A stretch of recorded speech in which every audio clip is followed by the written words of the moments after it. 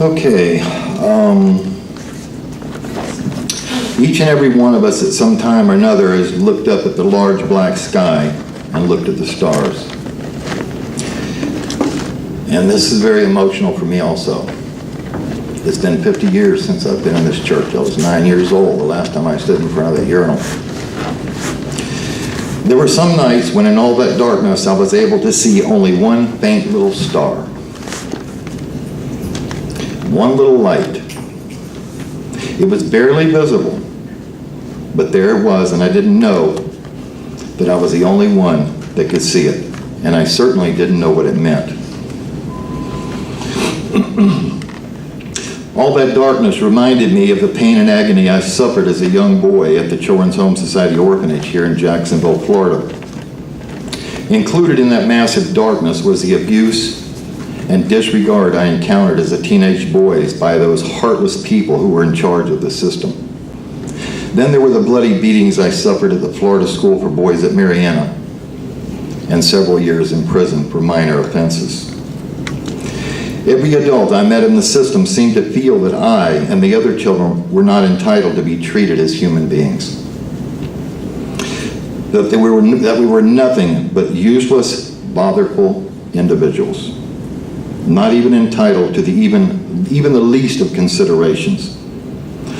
All that, along with the silent sufferings, made a large black sky for me to look at and feel for the remainder of my life. But what did that small light mean? And what was it for, I wondered for many years. It's been 50 years since I entered the doors of this church. As best I can remember, I was 10 or 11 years old the last time I was here. From the age of 4, I attended this church every Sunday morning and every Sunday night for about 10 years. I remember the hard wooden benches pressing against my 10-year-old butt as the minister went on and on and on. And I think that might have added a little more darkness to that dark black sky. It took me many years to realize that faint little light in that dark black sky was a little speck of goodness, a speck of respect, a speck of consideration, and a speck of love that had been shown to me as a young boy by this church, and only 2 other people in my life. Did these things brighten that large, black, dark sky any at all? No, it did not. But what it did do, later on in life, it gave me the opportunity to make another choice. Without that speck of life, I would have no idea what words such as goodness, respect, consideration, and love even meant, much less what their meanings were supposed to feel like. Even today, I'm amazed how that small white speck on a massive black sky could have had such a large impact in my life many years later. The church at MYF, which was Methodist Youth Fellowship, fed me, and every Sunday night when I was hungry, we were allowed to play as children. We were treated as though we were special. They allowed me and the other orphan children to play in the church basement without interference. They allowed us to play as children without fear of being slapped, kicked, hit, or cursed. I walked out of prison on February the 6th, 1969, and I've never got into trouble again. That's been more than 40 years. Many people have asked me how I was able to do that. There were several reasons. I attribute that to finally getting the system's hands from around my throat and that faint little light in my personal black sky that was put there by this church. It is impossible for someone to tell someone else that 2 + 2 = 4 if no one has ever taken the time to teach them the correct answer. Therefore, it is impossible for an adult to feel or share love with others if no one has ever taken the time to show them what love feels like.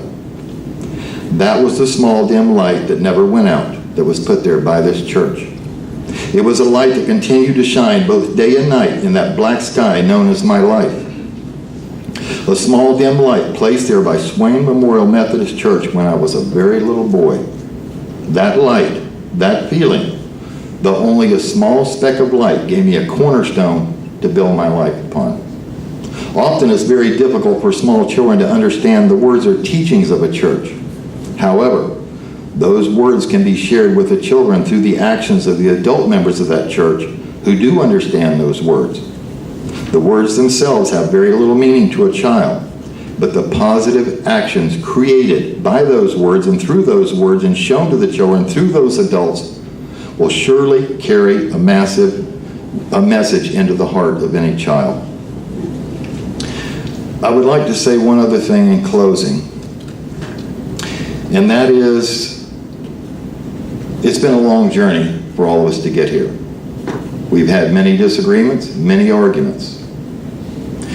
But I want everyone to know, every White House boy to know, no matter what those disagreements were, no matter what the arguments were, no matter how short or long they lasted, there is not one boy, one man that I do not have the highest respect for. Nothing can damage my respect for you. And that respect comes from the fear that we all shared together, walking to that White House for the most brutal, bloody beating that we've ever received. Amen. I love each and every one of you. I want you always to remember that. And thank you, and I thank this church for the goodness they placed in my heart. It was the only goodness I had known as a child. Thank you.